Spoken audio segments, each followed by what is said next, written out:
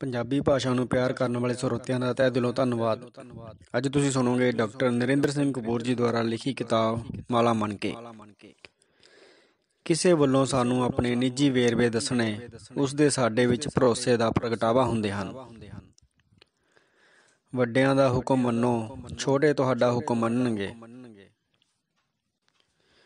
ਇਸਤਰੀਆਂ ਦੀ ਹਾਜ਼ਰੀ ਨਾਲ ਪੁਰਸ਼ ਚੁਸਤ ਅਤੇ ਪੁਰਸ਼ਾਂ ਦੀ ਹਾਜ਼ਰੀ ਨਾਲ ਇਸਤਰੀਆਂ ਜਵਾਨ ਹੋ ਜਾਂਦੀਆਂ ਹਨ। ਪ੍ਰੇਮੀਆਂ ਨੂੰ ਜਾਗਣਾ ਹੀ ਪੈਂਦਾ ਹੈ। ਜੇ ਇਕੱਠੇ ਹੋਣ ਤਾਂ ਸਾਰੀ ਰਾਤ ਸੌਂਦੇ ਨਹੀਂ, ਜੇ ਵਿਛੜੇ ਹੋਣ ਤਾਂ ਨੀਂਦਰ ਨਹੀਂ ਆਉਂਦੀ। ਦਿਲ ਦੀ ਸਿਆਣਪ ਨੂੰ ਸਲੀਕਾ ਕਹਿੰਦੇ ਹਨ। ਇੱਕ ਸਿਰੇ ਵਾਲੀ ਕੋਈ ਰੱਸੀ ਨਹੀਂ ਹੁੰਦੀ, ਇੱਕ ਧਿਰ ਵਾਲਾ ਕੋਈ ਰਿਸ਼ਤਾ ਨਹੀਂ ਹੁੰਦਾ। ਇਹ ਕਦੇ ਨਹੀਂ ਹੋਵੇਗਾ ਕਿ ਸਾਨੂੰ ਕੇਵਲ ਚੰਗੇ ਬੰਦੇ ਹੀ ਮਿਲਣ ਜਾਂ ਸਾਡੀ ਬਾਰੀ ਵਿੱਚੋਂ ਕੇਵਲ ਠੰਡੀ ਹਵਾ ਹੀ ਆਵੇ। ਦੋਸਤੀ ਬਾਰੇ ਡੂੰਘਾਈ ਨਾਲ ਨਹੀਂ ਸੋਚਿਆ ਜਾਂਦਾ, ਕਿਉਂਕਿ ਡੂੰਘਾਈ ਨਾਲ ਸੋਚਣ ਵਿੱਚ ਨਫ਼ੇ ਨੁਕਸਾਨ ਦੀ ਬਿਰਤੀ ਹੁੰਦੀ ਹੈ। ਕੰਮ ਨਾਲ ਅਸੀਂ ਚੰਗੇ ਹੀ ਨਹੀਂ, ਮਹੱਤਵਪੂਰਨ ਵੀ ਬਣਦੇ ਹਾਂ। ਜਵਾਨੀ ਦੀਆਂ ਗਲਤੀਆਂ ਆਪਣੇ ਆਪ ਨੂੰ ਤਜਰਬੇਕਾਰ ਸਮਝਣ ਅਤੇ ਬੁਢਾਪੇ ਦੀਆਂ ਗਲਤੀਆਂ ਆਪਣੇ ਆਪ ਨੂੰ ਜਵਾਨ ਸਮਝਣ ਦੇ ਭੁਲੇਖੇ ਵਿੱਚੋਂ ਉਪਜਦੀਆਂ ਹਨ। ਮੁਸ਼ਕਿਲਾਂ ਅਤੇ ਮੁਸੀਬਤਾਂ ਵਿਰੁੱਧ ਆਪਣੇ ਗੁਣਾਂ ਦੇ ਆਧਾਰ ਤੇ ਹੀ ਲੜਿਆ ਜਾ ਸਕਦਾ ਹੈ। ਬਹਾਦਰ ਕੌਮਾਂ ਦੇ ਸਾਜ਼ ਸੰਗੀਤ ਅਤੇ ਨਾਚ ਵੀ ਮਜ਼ਬੂਤ ਹੁੰਦੇ ਹਨ। ਅਸਫਲਤਾ ਨੂੰ ਸਫਲਤਾ ਵਿੱਚ ਪਲਟਾਉਣ ਦਾ ਕਾਰਜ ਜੋਸ਼ ਕਰਦਾ ਹੈ। ਕਾਤਲ ਨੂੰ ਕਤਲ ਕਰਨ ਕਰਕੇ ਫਾਂਸੀ ਨਹੀਂ ਲਾਇਆ ਜਾਂਦਾ, ਸਗੋਂ ਇਹ ਦੱਸਣ ਲਈ ਲਾਇਆ ਜਾਂਦਾ ਹੈ ਕਿ ਕਿਸੇ ਦਾ ਕਤਲ ਨਹੀਂ ਕਰਨਾ ਚਾਹੀਦਾ। ਸੁਸਤੀ ਦੀ ਸਜ਼ਾ ਅਸਫਲਤਾ ਹੀ ਨਹੀਂ ਹੁੰਦੀ, ਗਰੀਬੀ, ਸਾੜਾ, ਈਰਖਾ ਅਤੇ ਦੁਸ਼ਮਣੀ ਵੀ ਹੁੰਦੀ ਹੈ। ਜਦੋਂ ਤੱਕ ਪੇਟ ਭੁੱਖਾ ਹੈ, ਗਿਆਨ ਦੀ ਭੁੱਖ ਜਾਗ ਹੀ ਨਹੀਂ ਸਕਦੀ। ਇਨਕਲਾਬੀ ਵੀ ਹਾਕਮ ਬਣ ਕੇ ਪਰਿਵਰਤਨ ਦਾ ਵਿਰੋਧ ਅਤੇ ਵਿਰੋਧੀਆਂ ਦਾ ਕਤਲ ਕਰਨ ਲੱਗ ਪੈਂਦੇ ਹਨ। ਖੁਸ਼ੀ ਮਾਣਨ ਲਈ ਕਿਸੇ ਨੂੰ ਭਾਈਵਾਲ ਬਣਾਉਣਾ ਪੈਂਦਾ ਹੈ। ਜਿਸ ਦਾ ਆਪਣਿਆਂ ਨਾਲ ਝਗੜਾ ਨਹੀਂ ਹੁੰਦਾ, ਉਸ ਨੂੰ ਅੱਧੀ ਮਾਨਵ ਜਾਤੀ ਦੀਆਂ ਆਦਤਾਂ ਦਾ ਪਤਾ ਹੀ ਨਹੀਂ ਲੱਗਦਾ। ਪਿਆਰ ਵਿੱਚ ਦੂਜੀ ਧਿਰ ਬਾਰੇ ਜੋ ਸੋਚਿਆ ਜਾਂਦਾ ਹੈ, ਉਹ ਕਲਪਨਾ ਹੁੰਦੀ ਹੈ। ਜੇ ਦਾਜ ਨਾ ਮਿਲਦਾ ਹੁੰਦਾ ਤਾਂ ਬਹੁਤੀਆਂ ਲੜਕੀਆਂ ਨੇ ਆਪਣੀ ਮਰਜ਼ੀ ਨਾਲ ਹੀ ਵਿਆਹ ਕਰਵਾਉਣੇ ਸਨ।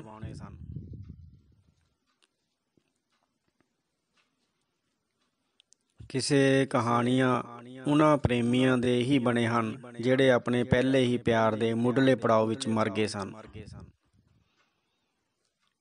ਕੋਈ ਭੈੜਾ ਬੰਦਾ ਜਦੋਂ ਆਰਾਮ ਕਰਦਾ ਹੈ, ਉਦੋਂ ਹੀ ਉਹ ਕਿਸੇ ਨੂੰ ਪਰੇਸ਼ਾਨ ਨਹੀਂ ਕਰ ਰਿਹਾ ਹੁੰਦਾ। ਇਸਤਰੀਆਂ ਇਸ ਲਈ ਦੁਖੀ ਹੁੰਦੀਆਂ ਹਨ ਕਿਉਂਕਿ ਉਹਨਾਂ ਦਾ ਯਥਾਰਥ ਖੁੰਢਾ ਅਤੇ ਕਲਪਨਾ ਤਿੱਖੀ ਹੁੰਦੀ ਹੈ। ਭਾਵੇਂ ਜੀਵਨ ਵਿੱਚ ਕੁਝ ਵੀ ਵਿਉਂਤ ਅਨੁਸਾਰ ਨਹੀਂ ਵਾਪਰਦਾ, ਪਰ ਫਿਰ ਵੀ ਵਿਉਂਤ ਬਣਾਉਣੀ ਚਾਹੀਦੀ ਹੈ। ਘਰ ਦਾ ਮਾਲਕ ਪੁਰਸ਼ ਹੁੰਦਾ ਹੈ, ਪਰ ਘਰ ਦੀਆਂ ਜ਼ਿੰਮੇਵਾਰੀਆਂ ਇਸਤਰੀ ਦੀਆਂ ਸਮਝੀਆਂ ਜਾਂਦੀਆਂ ਹਨ। ਜਾਇਦਾਦ ਮੁੜ ਗਰੀਬੀ ਵਿੱਚ ਤਿਲਕਣ ਵਿਰੁੱਧ ਬੀਮਾ ਹੁੰਦੀ ਹੈ। ਨਿੱਕੀ ਨਿੱਕੀ ਗੱਲ ਦੇ ਨੁਕਸ ਕੱਢੇ ਜਾਣ ਕਾਰਨ ਇਸਤਰੀ ਵਿੱਚ ਪ੍ਰਸ਼ੰਸਾ ਦੀ ਤਾਂਘ ਵਧੇਰੇ ਹੁੰਦੀ ਹੈ। ਇਸਤਰੀ ਦਾ ਬਾਹਰੀ ਰੂਪ ਦ੍ਰਿਸ਼ਮਈ ਅਤੇ ਵਿਹਾਰ ਨਾਟਕੀ ਹੁੰਦਾ ਹੈ। ਪੁਰਸ਼ ਬਾਹਰੋਂ ਸਧਾਰਨ ਪਰ ਅੰਦਰੋਂ ਗੁੰਝਲਦਾਰ ਹੁੰਦਾ ਹੈ। ਸੁਆਦਲਾ ਭੋਜਨ ਇਸ ਲਈ ਵਧੇਰੇ ਖਾਧਾ ਜਾਂਦਾ ਹੈ ਕਿਉਂਕਿ ਜੀਭ ਨੇ ਹਜ਼ਮ ਨਹੀਂ ਕਰਨਾ ਹੁੰਦਾ, ਕੇਵਲ ਸਵਾਦ ਲੈਣਾ ਹੁੰਦਾ ਹੈ। ਸ਼ਹੀਦ ਦੇ ਪੈਰੋਕਾਰ ਸ਼ਹੀਦ ਨਾਲੋਂ ਵੀ ਵੱਡੇ ਤਸੀਹੇ ਸਹਿੰਦੇ ਹਨ। ਪੁਰਸ਼ ਬਹਿਸ ਅਤੇ ਵਿਸ਼ਲੇਸ਼ਣ ਕਰਨ ਵਿੱਚ ਮਾਹਿਰ ਅਤੇ ਇਸਤਰੀਆਂ ਅਨੁਮਾਨ ਲਾਉਣ ਅਤੇ ਨਿਚੋੜ ਕੱਢਣ ਵਿੱਚ ਨਿਪੁੰਨ ਹੁੰਦੀਆਂ ਹਨ। ਘਰੇਲੂ ਖਰਚੇ, ਕਰਜ਼ੇ ਦੇ ਭੁਗਤਾਨ ਦੀ ਰਕਮ ਅਤੇ ਦੁਸ਼ਮਣਾਂ ਦੀ ਗਿਣਤੀ ਹਮੇਸ਼ਾ ਅਨੁਮਾਨ ਨਾਲੋਂ ਵਧੇਰੇ ਹੁੰਦੀ ਹੈ। ਮਨੁੱਖ ਦਾ ਸਭ ਤੋਂ ਵੱਡਾ ਭੁਲੇਖਾ ਇਹ ਹੁੰਦਾ ਹੈ ਕਿ ਦੂਜੇ ਸੁਖੀ ਹਨ ਅਤੇ ਮੈਂ ਦੁਖੀ ਹਾਂ। ਵਿਉਂਤ ਤੋਂ ਬਿਨਾਂ ਕੇਵਲ ਦੁਰਘਟਨਾਵਾਂ ਹੀ ਵਾਪਰਦੀਆਂ ਹਨ। ਕਿਸੇ ਦੀ ਯੋਗਤਾ ਜਾਂ ਸਿਆਣਪ ਸੰਬੰਧੀ ਗੱਪਾਂ ਨਹੀਂ ਮਾਰੀਆਂ ਜਾ ਸਕਦੀਆਂ। ਗੱਪਾਂ ਦਾ ਸੰਬੰਧ ਕਿਸੇ ਵੀ ਯੋਗਤਾ ਜਾਂ ਮੂਰਖਤਾ ਨਾਲ ਹੁੰਦਾ ਹੈ। ਪਿਆਰ ਨਾਲ ਉਮੀਦ ਜਵਾਨ ਅਤੇ ਹੌਸਲਾ ਬੁਲੰਦ ਰਹਿੰਦਾ ਹੈ। ਕਲਾ ਉਪਜਦੀ ਵੀ ਪਿਆਰ ਵਿੱਚੋਂ ਹੈ ਅਤੇ ਸਮਝੀ ਅਤੇ ਮਾਣੀ ਵੀ ਪਿਆਰ ਨਾਲ ਹੀ ਜਾ ਸਕਦੀ ਹੈ। ਕੁਦਰਤ ਦੀ ਚੁੱਪ ਵਿੱਚ ਵੀ ਸੁਨੇਹੇ ਹੁੰਦੇ ਹਨ, ਸੁਣਨ ਵਾਲੇ ਕੰਨ ਚਾਹੀਦੇ ਹਨ।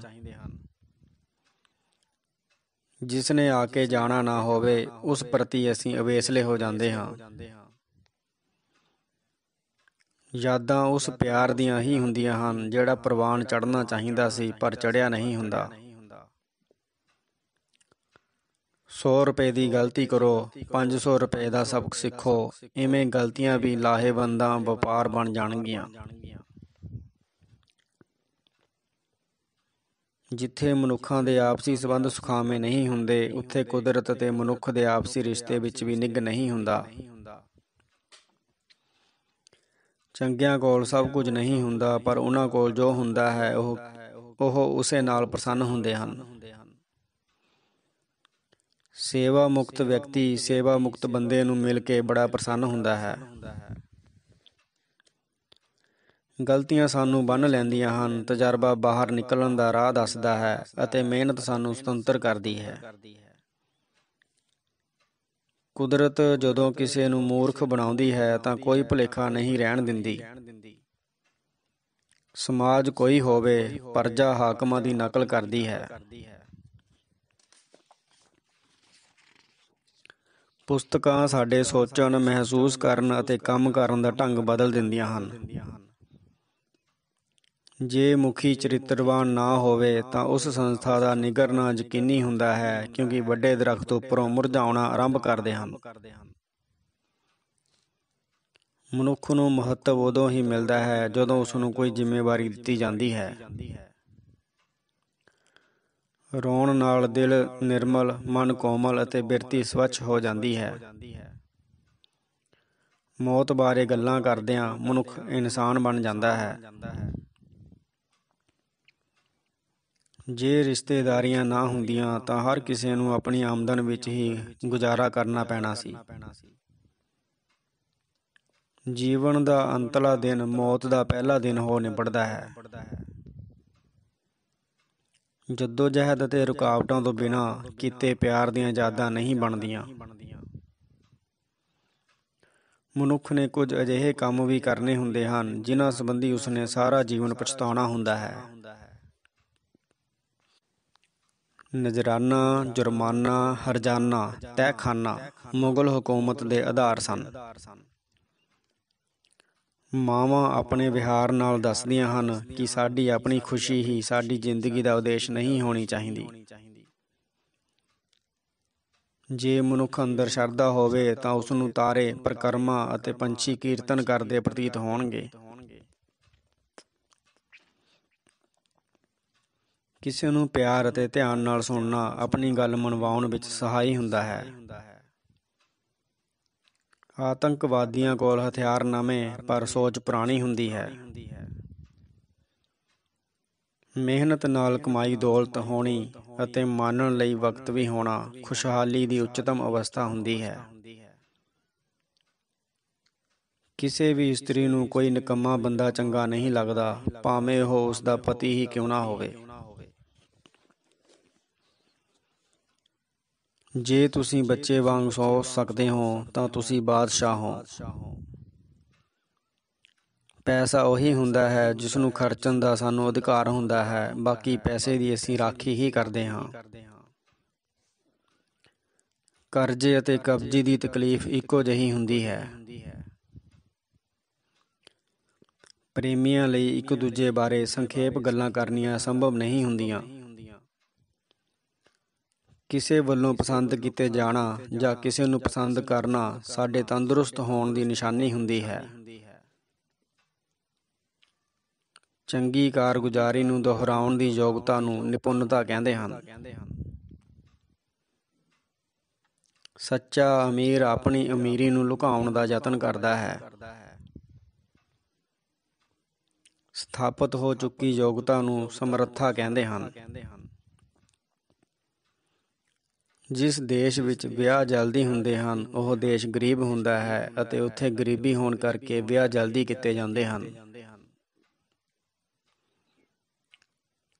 ਘੱਟ ਖੁਰਾਕ, ਘੱਟ ਕੰਮ, ਘੱਟ ਆਮਦਨ, ਘੱਟ ਵਸੀਲੇ ਇੱਕ ਦੂਜੀ ਨਾਲ ਜੁੜੀਆਂ ਹੋਈਆਂ ਗਰੀਬੀ ਦੀਆਂ ਸੰਗਲੀਆਂ ਹਨ। ਪੜ੍ਹਨ ਨਾਲ ਮਨੁੱਖ ਸ਼ਾਂਤ ਅਤੇ ਸੁਣਨ ਨਾਲ ਸਿਆਣਾ ਹੋ ਜਾਂਦਾ ਹੈ। ਜਿਹੜਾ ਸਾਨੂੰ ਆਪਣੀ ਮੁਸਕਰਾਹਟ ਨਾਲ ਹਰਾਉਂਦਾ ਹੈ ਉਸ ਦਾ ਅਸੀਂ ਵਿਰੋਧ ਨਹੀਂ ਕਰਦੇ, ਧੰਨਵਾਦ ਕਰਦੇ ਹਾਂ। ਚੰਗਿਆਈ ਹਮੇਸ਼ਾ ਵਿਅਕਤੀਗਤ ਹੁੰਦੀ ਹੈ। ਪੱਕੇ ਦੋਸਤ ਦੀ ਨਿਸ਼ਾਨੀ ਇਹ ਹੈ ਕਿ ਸਵੇਰੇ 3 ਵਜੇ ਬੁਲਾਓ, ਆਵੇਗਾ।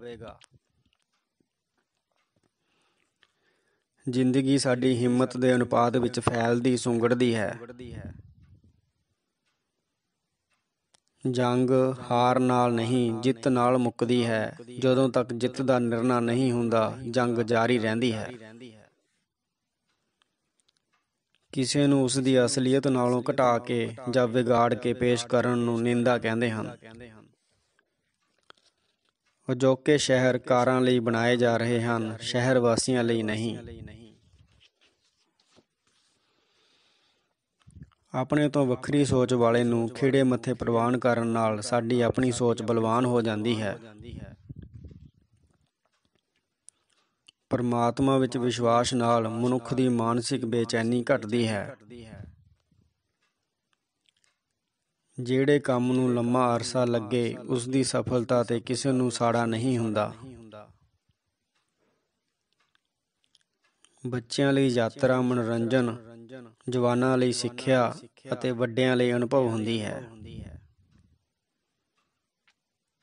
ਗਲਤੀ ਦੀ ਸਜ਼ਾ ਦੇਣ ਤੋਂ ਪਹਿਲਾਂ ਜੇ ਗਲਤੀ ਸੁਧਾਰਨ ਦੀ ਸਹੂਲਤ ਦੇ ਦਿੱਤੀ ਜਾਵੇ ਤਾਂ ਦੋਹਾਂ ਧਿਰਾਂ ਨੂੰ ਲਾਭ ਹੁੰਦਾ ਹੈ। ਸੰਸਾਰ ਲੱਖਾਂ ਕਰੋੜਾਂ ਮੋਹਰਿਆਂ ਵਾਲੀ ਸ਼ਤਰੰਜ ਹੈ। ਗਰੀਬਾਂ ਲਈ ਕਚਹਿਰੀਆਂ ਦੇ ਗੇਟ ਹੀ ਖੁੱਲ੍ਹੇ ਹੁੰਦੇ ਹਨ, ਇਨਸਾਫ ਦੇ ਦਰਵਾਜ਼ੇ ਬੰਦ ਹੀ ਹੁੰਦੇ ਹਨ। ਰਾਤ ਹਰ ਘਰ ਵਿੱਚ ਪੈਂਦੀ ਹੈ ਪਰ ਨੀਂਦਰ ਹਰ ਘਰ ਵਿੱਚ ਨਹੀਂ ਆਉਂਦੀ। ਵਿਹਾਰ ਦਾ ਭਾਗ ਬਣ ਗਏ ਗਿਆਨ ਨੂੰ ਸਿਆਣਪ ਕਹਿੰਦੇ ਹਨ। ਦੋਸਤ ਪੋਟਿਆਂ ਤੇ ਗਿਣੇ ਜਾਂਦੇ ਹਨ ਪਰ ਵਾਕਫਕਾਰਾਂ ਦੀ ਗਿਣਤੀ ਸਿਰ ਦੇ ਵਾਲਾਂ ਜਿਤਨੀ ਹੁੰਦੀ ਹੈ। ਜਿੱਥੇ ਬਜ਼ੁਰਗਾਂ ਤੇ ਬੱਚਿਆਂ ਦਾ ਚੰਗਾ ਧਿਆਨ ਰੱਖਿਆ ਜਾਵੇ ਉਹ ਪਰਿਵਾਰ ਖੁਸ਼ਹਾਲ ਹੁੰਦਾ ਹੈ। ਸਮਾਜ ਦੇ ਆਖੇ ਲੱਗ ਕੇ ਕੋਈ ਮਹਾਨ ਨਹੀਂ ਬਣਿਆ, ਕੋਈ ਮਹਾਨ ਨਹੀਂ ਬਣ ਸਕਦਾ। ਤੁਸੀਂ ਕਿਸੇ ਤੋਂ ਰਸਤਾ ਪੁੱਛਦੇ ਕਿਵੇਂ ਹੋ, ਉਵੇਂ ਦੱਸਿਆ ਜਾਵੇਗਾ ਅਤੇ ਉਹੋ ਜਿਹਾ ਰਸਤਾ ਦੱਸਿਆ ਜਾਵੇਗਾ। ਭੈੜਾ ਬੰਦਾ ਜੇ ਗੈਰ ਹਾਜ਼ਰ ਹੋਵੇ ਤਾਂ ਉਸਦਾ ਚੰਗਾ ਪ੍ਰਭਾਵ ਪੈਂਦਾ ਹੈ। ਜਰਮਨੀ ਨੂੰ ਬਰਬਾਦ ਕਰਨ ਵਾਲਾ ਹਿਟਲਰ ਇਹੀ ਸਮਝਦਾ ਰਿਹਾ ਕਿ ਉਹ ਜਰਮਨੀ ਦੀ ਸੇਵਾ ਕਰ ਰਿਹਾ ਸੀ। ਜਦੋਂ ਇਹ ਸਮਝ ਆ ਜਾਵੇ ਕਿ ਜ਼ਿੰਦਗੀ ਤੋਂ ਲੈਣਾ ਨਹੀਂ, ਦੇਣਾ ਅਮੀਰੀ ਹੈ, ਉਦੋਂ ਪੁਰਸ਼ ਨੂੰ ਇਸਤਰੀ ਦਾ ਜਾਮਾ ਮਿਲਦਾ ਹੈ। ਕਾਮ ਸੰਭੋਗ ਪਿਆਰ ਦਾ ਜਸ਼ਨ ਹੁੰਦਾ ਹੈ। ਹਰ ਜਿਉਂਦਾ ਬੰਦਾ ਸੰਸਾਰ ਉੱਤੇ ਟਿੱਪਣੀ ਕਰਦਾ ਹੈ। ਟਿੱਪਣੀ ਤਾਂ ਮੁਰਦਾ ਵੀ ਕਰਦਾ ਹੈ ਪਰ ਵੱਖਰੇ ਅੰਦਾਜ਼ ਵਿੱਚ ਕਰਦਾ ਹੈ।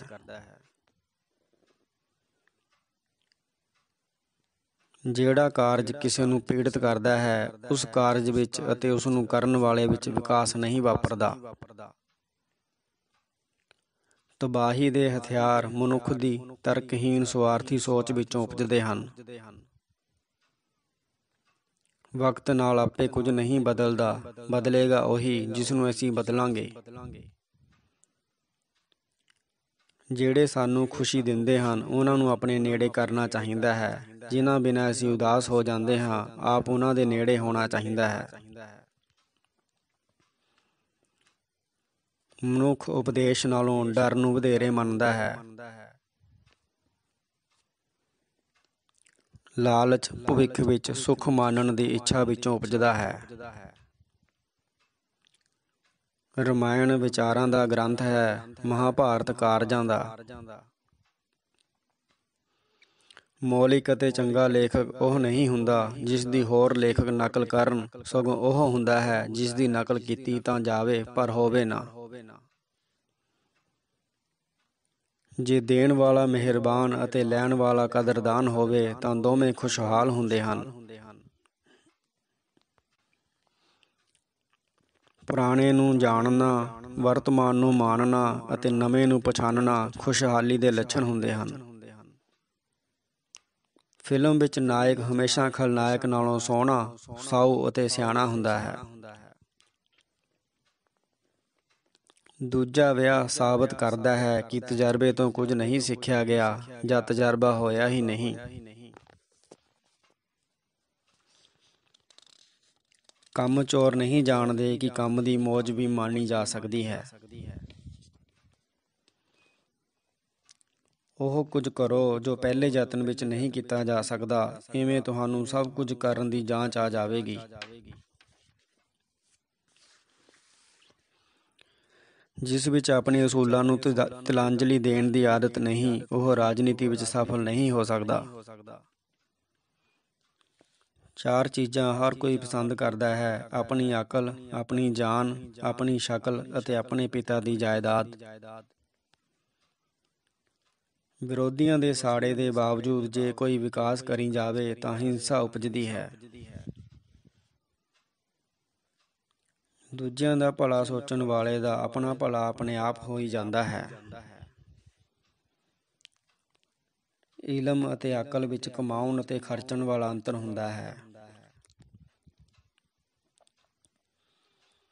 ਇਕੱਲਿਆਂ ਸੋਚਣ ਵਿੱਚ ਮਨੁੱਖ ਆਪਣੀ ਸਾਰੀ ਸਮਰੱਥਾ ਵਰਤਦਾ ਹੈ, ਪਰ ਰਲ ਕੇ ਸੋਚਣ ਨਾਲ ਸਾਰਿਆਂ ਦਾ ਬਹੁਤਾ ਸਮਾਂ ਬਹਿਸਣ ਵਿੱਚ ਲੱਗ ਜਾਂਦਾ ਹੈ।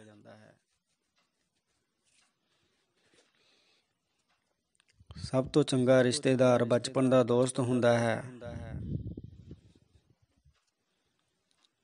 ਪਿਆਰ ਕਰਦਿਆਂ ਅਸੀਂ ਪਹਿਲਾਂ ਨਾਲੋਂ ਚੰਗੇਰੇ ਬਣਨ ਦਾ ਆਨੰਦ ਮਾਣਦੇ ਹਾਂ। ਘਰ ਵਿੱਚ ਸਦਭਾਵਨਾ ਅਤੇ ਸੁਤੰਤਰਤਾ ਦਾ ਵਾਤਾਵਰਣ ਨਵੇਂ ਵਿਚਾਰਾਂ ਦੇ ਉਪਜਣ ਅਤੇ ਆਮਦਨ ਵਧਾਉਣ ਵਿੱਚ ਸਹਾਈ ਹੁੰਦਾ ਹੈ। ਆਤੰਕਵਾਦੀਆਂ ਦੀ ਸਮਝੌਤੇ ਵਿੱਚ ਦਿਲਚਸਪੀ ਨਹੀਂ ਹੁੰਦੀ, ਕਿਉਂਕਿ ਉਹ ਪਹਿਲਾਂ ਸਭ ਇਹ ਸਿੱਖਦੇ ਹਨ ਕਿ ਸਮਝੌਤੇ ਦੀਆਂ ਗੱਲਾਂ ਕਮਜ਼ੋਰ ਕਰਦੇ ਹਨ। ਧਰਮ ਦਾ ਉਦੇਸ਼ ਮਨੁੱਖ ਨੂੰ ਸਵਰਗ ਲੈ ਜਾਣਾ ਨਹੀਂ, ਉਸ ਨੂੰ ਨਰਕ ਤੋਂ ਬਚਾਉਣਾ ਹੁੰਦਾ ਹੈ। ਜੇ ਸਕੂਲ ਸਾਫ਼ ਅਤੇ ਸੋਹਣਾ ਹੋਵੇ ਤਾਂ ਬੱਚੇ ਵੀ ਸਾਫ਼ ਸੁਥਰੇ ਬਣ ਕੇ ਅਤੇ ਸੋਹਣੇ ਕੱਪੜੇ ਪਾ ਕੇ ਆਉਣਗੇ। ਵਿਰੋਧੀ ਭਾਵੇਂ ਲੱਖ ਹੋਣ, ਕੋਈ ਦੁਸ਼ਮਣ ਨਹੀਂ ਹੋਣਾ ਚਾਹੀਦਾ। ਬਹਿਸ ਕਰਨੀ ਪਰ ਫੈਸਲਾ ਨਾ ਹੋਣ ਦੇਣ ਦੀ ਨੀਤੀ ਨੂੰ ਦਲੀਲਬਾਜ਼ੀ ਕਹਿੰਦੇ ਹਨ। ਸੰਤਾਨ ਲਈ ਇਤਨਾ ਕੁ ਜ਼ਰੂਰ ਛੱਡ ਕੇ ਜਾਓ ਤਾਂ ਕਿ ਉਹ ਕੁਝ ਕਰ ਸਕੇ, ਪਰ ਇਤਨਾ ਵੀ ਨਾ ਛੱਡ ਕੇ ਜਾਓ ਕਿ ਉਹ ਕੁਝ ਨਾ ਕਰੇ। ਮੈਂ ਤੋਂ ਤੂੰ ਦੇ ਰਸਤੇ ਪੈ ਜਾਣ ਨੂੰ ਪਿਆਰ ਕਹਿੰਦੇ ਹਨ। ਦੋਸਤੀ ਰਲ ਕੇ ਮੌਜ ਮੇਲਾ ਮਾਣਨ ਲਈ ਨਹੀਂ, ਦੋਸਤਾਂ ਨੂੰ ਕੁਰਾਹੇ ਪੈਣ ਤੋਂ ਰੋਕਣ ਲਈ ਹੁੰਦੀ ਹੈ।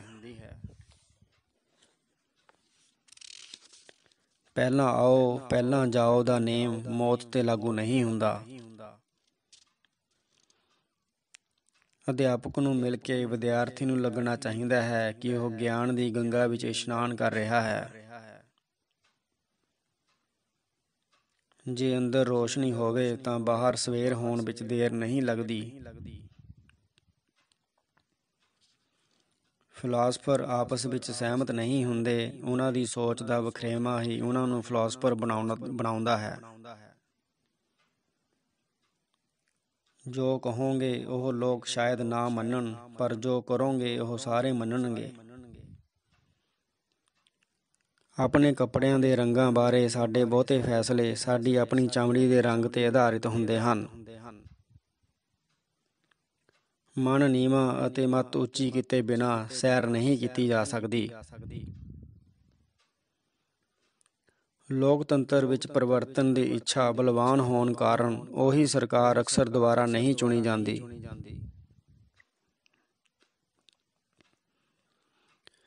ਜਿਹੜਾ ਇਕੱਲਿਆਂ ਇਕਾਂਤ ਵਿੱਚ ਆਪਣਾ ਕੰਮ ਕਰਨਾ ਪਸੰਦ ਨਹੀਂ ਕਰਦਾ, ਉਹ ਕਾਮਾ ਤਾਂ ਹੋ ਸਕਦਾ ਹੈ ਪਰ ਕਲਾਕਾਰ ਨਹੀਂ ਹੋ ਸਕਦਾ। ਲੋਕ ਉਹਨਾਂ ਨੂੰ ਸੁਣਨਾ ਚਾਹੁੰਦੇ ਹਨ ਜਿਨ੍ਹਾਂ ਨੇ ਆਪਣਾ ਮਨ ਜਿੱਤ ਲਿਆ ਹੈ। ਸੱਚੇ ਅਰਥਾਂ ਵਿੱਚ ਸੰਸਾਰ ਵਿੱਚ ਅਮੀਰ ਕੋਈ ਨਹੀਂ, ਲੋਕ ਘੱਟ ਵੱਧ ਗਰੀਬ ਹੀ ਹੁੰਦੇ ਹਨ। ਜੀਵਨ ਦੇ ਪੰਜਵੇਂ ਦਹਾਕੇ ਵਿੱਚ ਮਨੁੱਖ ਨੂੰ ਅਕਸਰ ਆਪਣੀ ਅਕਲ ਮੁੜ ਤੋਲਣੀ ਪੈਂਦੀ ਹੈ। ਜਦੋਂ ਬੱਚੇ ਬੋਲਣ ਦੇ ਨਾਲ ਨਾਲ ਸੋਚਣ ਵੀ ਲੱਗ ਪੈਣ ਤਾਂ ਉਹਨਾਂ ਨੂੰ ਸਲਾਹ ਮਸ਼ਵਰੇ ਵਿੱਚ ਸ਼ਾਮਲ ਕਰ ਲੈਣਾ ਚਾਹੀਦਾ ਹੈ। ਜੱਜਾਂ ਨੂੰ ਕਾਨੂੰਨ ਦੇ ਸਾਰੇ ਸ਼ਲੋਕ ਅਤੇ ਮੰਤਰ ਜ਼ਬਾਨੀ ਯਾਦ ਹੁੰਦੇ ਹਨ।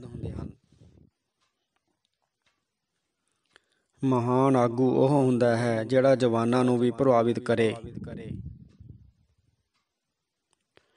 ਮਸ਼ੀਨਾਂ ਦੇ ਗੁੰਝਲਦਾਰ ਹੋਣ ਕਾਰਨ ਉਹਨਾਂ ਦੇ ਖਰਾਬ ਹੋਣ ਦੀ ਰਫ਼ਤਾਰ ਵੀ ਵੱਧ ਜਾਂਦੀ ਹੈ। ਸੋਹਣੀ ਇਸਤਰੀ ਦੇ ਅਨੇਕਾਂ ਪੁਰਸ਼ ਆਪੇ ਚੌਕੀਦਾਰ ਬਣ ਜਾਂਦੇ ਹਨ। ਨਜਾਇਜ਼ ਰਿਸ਼ਤੇ ਵਿੱਚ ਸ਼ਰਮਾਉਣ ਲਈ ਸਮਾਂ ਨਹੀਂ ਹੁੰਦਾ, ਸਮਾਂ ਕੇਵਲ ਪਛਤਾਉਣ ਲਈ ਹੀ ਹੁੰਦਾ ਹੈ।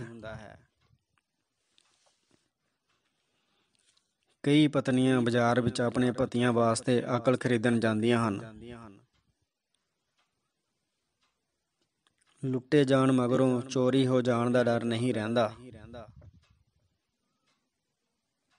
ਜੰਗਲ ਵਿੱਚ ਜਾਨਵਰਾਂ ਨੂੰ ਦੌੜਨ ਦੀ ਸਿਖਲਾਈ ਸ਼ੇਰ ਦਿੰਦਾ ਹੈ। ਨਜਾਇਜ਼ ਰਿਸ਼ਤੇ ਵਿੱਚ ਸਿੱਧੀ ਗੱਲ ਕੀਤੀ ਜਾਂਦੀ ਹੈ, ਜਿਵੇਂ ਗਾਹਕ ਦੁਕਾਨਦਾਰ ਨਾਲ ਕਰਦਾ ਹੈ। ਅਨੇਕਾਂ ਪੁਰਸ਼ ਇਸ ਭੁਲੇਖੇ ਦਾ ਸ਼ਿਕਾਰ ਹਨ ਕਿ ਕੋਈ ਵੀ ਇਸਤਰੀ ਉਹਨਾਂ ਤੋਂ ਪ੍ਰਭਾਵਿਤ ਹੋਏ ਬਿਨਾਂ ਨਹੀਂ ਰਹਿ ਸਕਦੀ। ਜਦੋਂ ਇਸਤਰੀ ਕਿਸੇ ਪੁਰਸ਼ ਦੀ ਸਾਦਗੀ ਪਸੰਦ ਕਰਦੀ ਹੈ ਤਾਂ ਉਹ ਛੈਲਾ ਬਣ ਕੇ ਵੱਧ ਪ੍ਰਭਾਵਿਤ ਕਰਨ ਦੇ ਯਤਨ ਵਿੱਚ ਆਪਣਾ ਪ੍ਰਭਾਵ ਵਿਗਾੜ ਲੈਂਦਾ ਹੈ।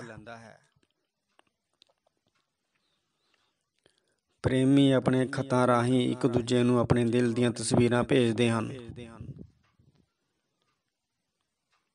ਪਿਆਰ ਕਰਨ ਵਾਲੀ ਇਸਤਰੀ ਘੱਟ ਬੋਲਦੀ ਹੈ ਕਿਉਂਕਿ ਉਹ ਮਹਿਸੂਸ ਵਧੇਰੇ ਕਰਨ ਲੱਗ ਪੈਂਦੀ ਹੈ।